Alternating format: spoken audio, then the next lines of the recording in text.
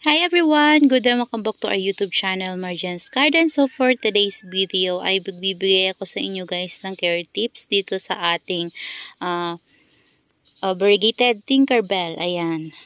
So ang ganda ng ating variegated Tinkerbell. Ang ganda ng color niya.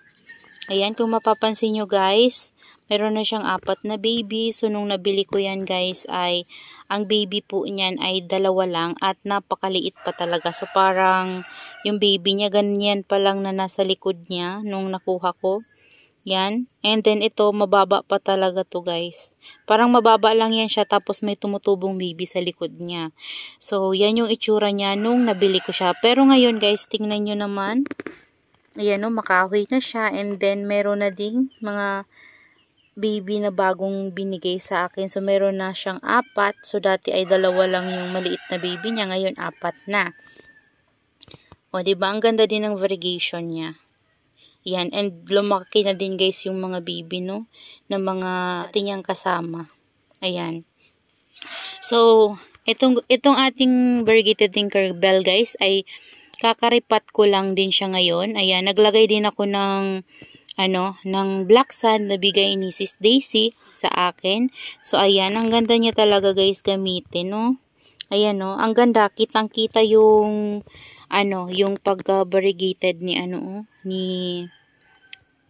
Tinkerbell. Ayan. White na white. So, ayan. Itong ating Tinkerbell naman guys, ay gusto nito ay shade lang. So, ayaw nila guys na sobrang init. Ayan. So, ang gusto niya ay yung shade lang yung kanyang matatanggap. So, parang lang siya. Bright shaded area. Yun lang yung gusto niya guys. At hindi mo nagbabago yung variegation ng leaves niya. Basta may natatanggap siyang bright light. Ayan. Hindi nagbabago yung niya, yung variegation ng leaves niya. Hindi kagaya ng iba nating succulents na kapag hindi natin naibigay yung enough sunlight na dapat niyang ma-receive ay nawawala yung variegation ng leaves. So, parang nagiging green siya. So, ito guys ay hindi. So, basta nasa bright shaded lang siya na area ay ganun pa rin yung ganda ng kanyang leaves. Ayan. So, para sa watering naman ito guys ay siya, soak and dry. So, ito, dinidilig ko talaga siya kapag alam kong tuyo na yung kanyang soil para iwas na din tayo sa pag-rot ng kanilang stem or ma-overwater natin sila. Ayan. And then, kapag nastakan po siya ng water dyan sa rosette, ay tinatanggal ko po yan gamit yung pangputput natin. Yan. So, yun lang naman guys, yung care tips na ginagawa ko sa kanya para mabuhay ko siya dito sa lowland at napalaki ko siya ng ganyan. Ayan, so for leaf propagation naman po, ayan, as you can see, meron tayo dyang 2 leaf propagation. So meron pa yan guys, isa dun sa ilalim na natira. Ayan, meron na din siyang baby and yung baby niya ay variegated din. Ayan. So ito, meron din yan. Ito yung mga pinakauna kong pinropagate kasama nung unang-unang pagtanim ko sa kanya. Ayan siya. So, parang ng buhangin. Pero, ayan siya guys. Dati marami yan guys dito. Kaso lang, nung nagbago yung, ng init dito sa area na nalalagyan niya. Nagbago yung ikot ng init. Yan, nagbago yung tama ng init sa kanila. Kasi, syempre, nagbabago din yung natin, yung sunlight natin. Kahit na may net tayo, pag nagbago yung ng sunlight ay, nabibigla po sila kasi syempre hindi sila sanay sa ganong init tapos bigla silang makakatanggap ng sobrang init. So yun, nasa sunburn po siya. Na sunburn po yung mga babies na nilagay ko dyan, yung mga leaves na pinopropagate ko. So yan na lang guys yung natira. Ayan o, natakpan pa ng buhangin. Pero okay lang yan. So ngayon, meron tayong mga dito, mga leaves sa likod, ayan o. Kasi yung iba guys nag-dry. Kasi natutuyuan to eh. Pero ngayon guys, niripat ko siya galing dito sa pot na to. And basa yung pot, yung soil mix niya.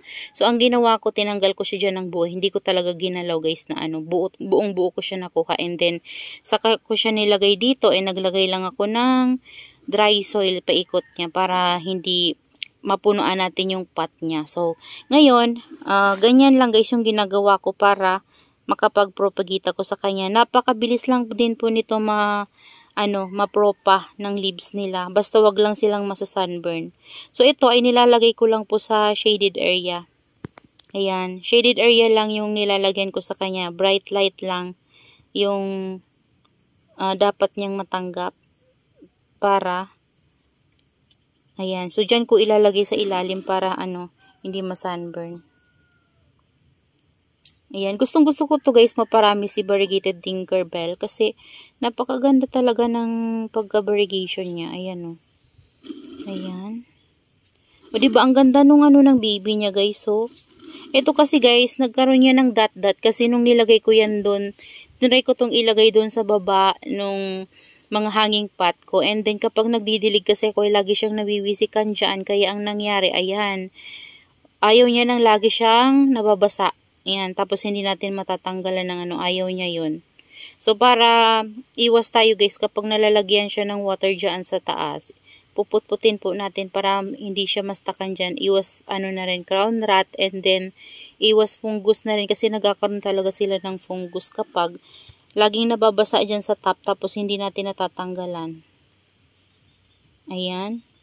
So, ganyan lang guys, ganyan lang yung ginagawa ko para mapropagate ko sila. So, napakarami na sana nito guys, kaso lang na sunburn. Kung hindi lang yun guys na sunburn, meron nga sanang crested form na lumabas sa kanya at napakaputi niya. Grabe, parang albino yung kulay niya.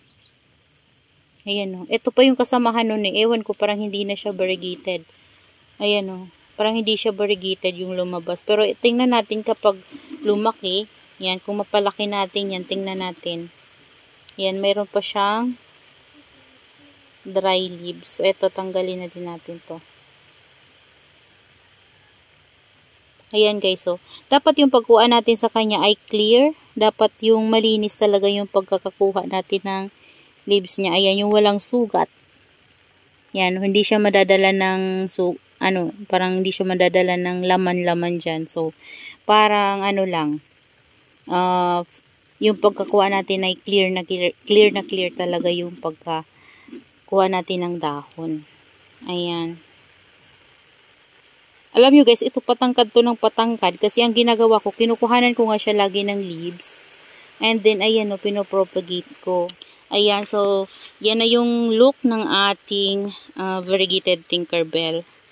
So, yun lang guys ang care tips na maibibigay ko sa inyo na ginagawa ko dito sa lowland para mabuhay ko at mapalaki itong ating Tinkerbell. So, that's all for today's video guys, and I hope you enjoy watching. At kung hindi pa po pala kayo nakapag-subscribe sa ating YouTube channel, please do subscribe Marjan's Garden, like and share. Also, hit the notification bell para lagi po kayong updated sa mga susunod ko pang video na gagawin. So, bye-bye guys and see you on my next vlog. Happy gardening everyone!